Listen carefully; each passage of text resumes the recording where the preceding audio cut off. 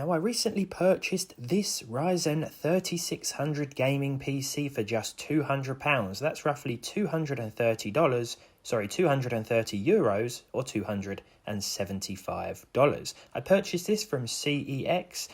Basically, it was the cheapest Ryzen 3600 PC on the website, but it does need a little bit of help, as we'll soon see. The dust inside the case is the least of our problems here, but we do have everything in place needed to turn this into a modern gaming beast, all apart from the graphics card. So if we take a closer look, we have the Ryzen 3600, two 8GB sticks of DDR4, as we can see there, in the correct slots as well, which is nice to see. We have a couple of SSDs, an old hard drive, which might come in handy, and the power supply itself is pretty decent, which will allow for a better graphics card to be added. And that is something we'll need to do, because this thing features an old GTX 960 from Nvidia. Not just that, but the 2GB version. This came in either a 4 or 2GB variant, and we have unfortunately ended up with the 2GB card.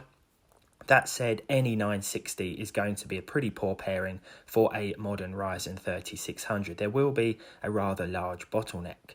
So the first thing to do is turn it on, or try to, because I pressed the wrong button to start with. When I eventually found the power button on the other side of the case, the PC took a couple of seconds, but it did eventually fire up into glorious Windows 10. How I miss you, Windows 10.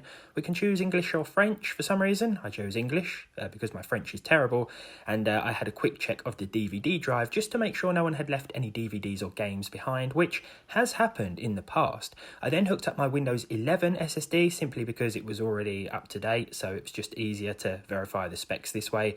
And we do indeed have a Ryzen 3600, 6-core 12-thread CPU, and a GTX 960, which dates back to like 2015. So there will be a few issues in games. Titles like CS2 will run pretty well. A nice lightweight esports title is going to give you at least 60 FPS. In fact, we saw over 100 FPS with the lowest settings most of the time. But when it comes to those more demanding games like Ark Raiders, well, surprisingly it will run, but you're going to struggle to see at least 30 frames per second, and there may be some texture issues. This isn't all of our concerns though.